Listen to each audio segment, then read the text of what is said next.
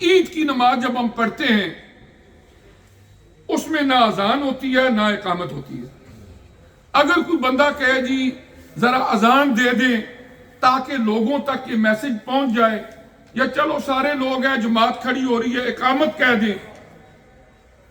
اور بعد میں جب اس سے پوچھا جائے تو وہ کہے میں نے کون سا غلط کام کیا ہے، اللہ کا نام ہی لیا ہے، تکبیر پڑھی ہے، اذان پڑھی ہے، اس کو یہ کہا جائے گا کہ الفاظ تم نے بڑے اچھے ادا کیے ہیں، لیکن تم سے غلطی یہ ہوئی ہے کہ تم نے آقا انعامدار صلی اللہ علیہ وسلم کی سنت کے خلاف ایک نئی بدعت کو رواج دیا ہے. جب آقا علیہ السلام 8 سال تقریباً 2 ہجری سے لے کر 10 ہجری تک جب ہر سال میں 2 عیدیں پڑھاتے رہے تو آپ نے نہ تکبیر کہی اور نہ ہی اقامت کہی. اسی طرح کی بے شمار مثالیں ہیں. ہماری زندگی کے جتنے معاملات ہیں، وہ عبادات ہوں، وہ ہمارا سماج ہو، وہ ہمارا معیشت کا نظام ہو، اللہ تبارک و تعالیٰ نے ایک کمپلیٹ کوڈ آف لائف کے طور پر حضور علیہ السلام کے اسوہ حسنہ کی روشنی میں ہمیں تمام تعلیمات دے دی، تمام جو بھی طریقہ ہے کار ہے ان سے آگاہ فرما دیا. اب کیا ہے کہ بعض اوقات ان میں خرافات کا اضافہ کر کے ہم خود اپنے لیے مشکلات پیدا کرتے ہیں. مثلا اس میں سے سماجی زندگی کا صرف ایک پہلو دیکھیں. جب حضور علیہ السلام نے از خود شادیاں کی، اپنی بیٹیوں کی شادیاں کی،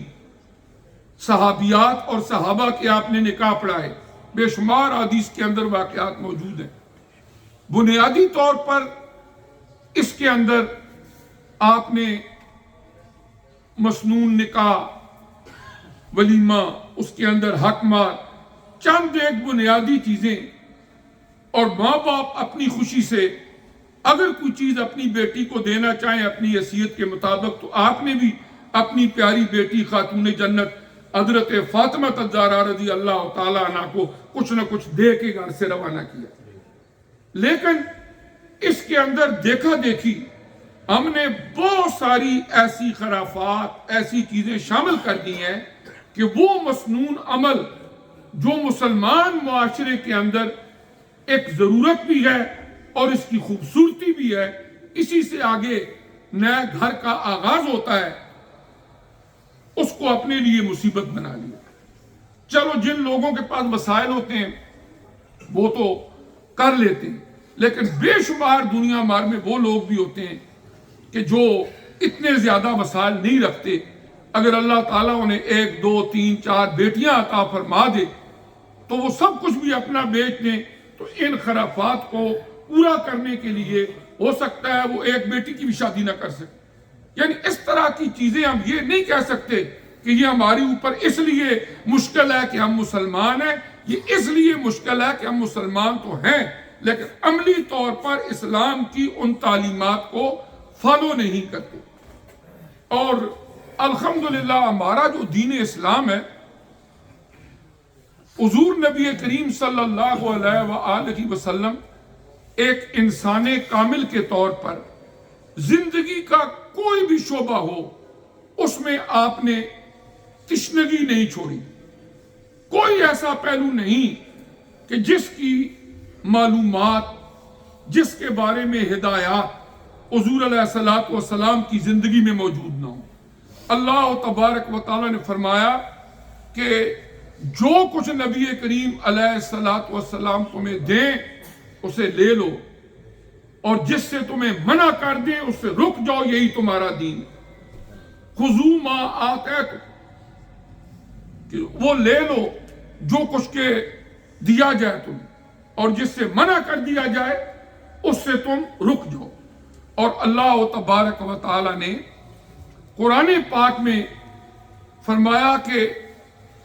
لَقَدْ كَانَ لَكُمْ فِي رَسُولِ اللَّهِ أُسْوَةٌ حَسَنَةٌ، کہ تمہارے لیے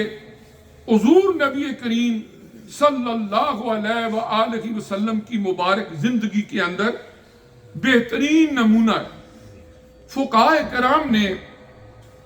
شرائع حدیث نے اور مفسرین نے دین اسلام کی تمام تعلیمات کو اکٹھا جب کیا جائے تو 4 کیٹاگریز کے اندر انہیں تقسیم کیا جس سے دین مکمل ہوتا ہے۔ 4 اس کے وہ اسپیکٹس ہیں ہمارے دین کے کہ جن سے دین اسلام کی تکمیل ہوتی ہے۔ اس میں سے